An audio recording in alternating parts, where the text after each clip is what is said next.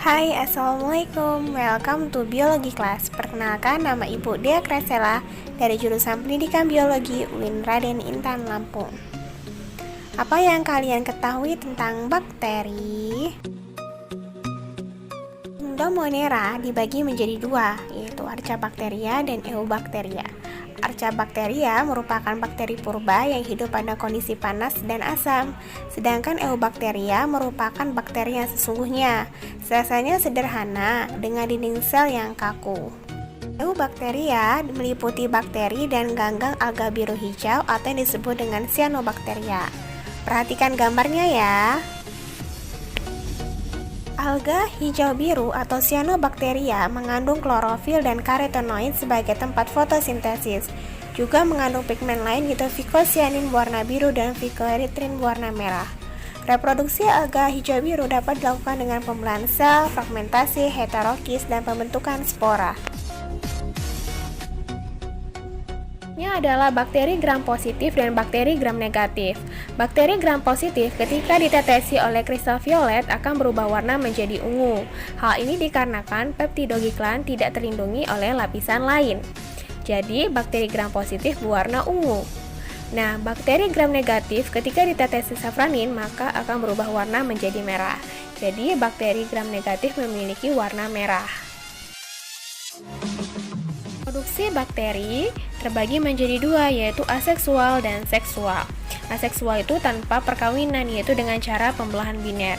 Sedangkan seksual dengan pertukaran materi genetik dengan cara transformasi, konjugasi, dan transduksi.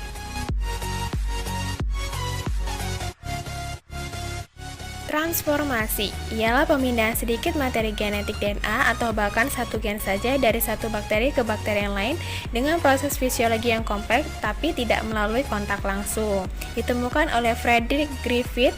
Contoh bakterinya ada Streptococcus pneumoniae, Bacillus, Pseudomonas, dan lain-lain.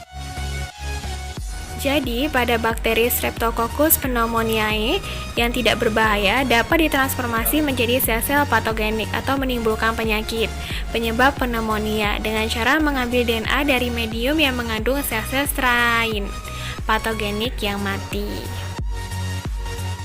Transduksi dikemukakan oleh Norton Zinder dan Joshua Lederberg pada tahun 1952. Transduksi adalah pemindahan materi genetik bakteri ke bakteri lain dengan perantara virus. Bakteri yang melakukan transduksi yaitu Salmonella typhi, Pseudomonas sp, Escherichia coli, Shigella, Corynebacterium, Bacillus, dan Staphylococcus. Konjugasi merupakan transfer langsung materi genetik antara dua sel bakteri yang berhubungan sementara atau penggabungan antara DNA pemberi dan DNA penerima melalui kontak langsung. Sel bakteri pendonor DNA dianggap sebagai jantan dan sel bakteri penerima DNA dianggap sebagai betina. Konjugasi bakteri pertama kali dipertunjukkan oleh Lederberg dan Tatuni pada tahun 1946. Adalah reproduksi bakteri secara aseksual dengan pembelahan biner.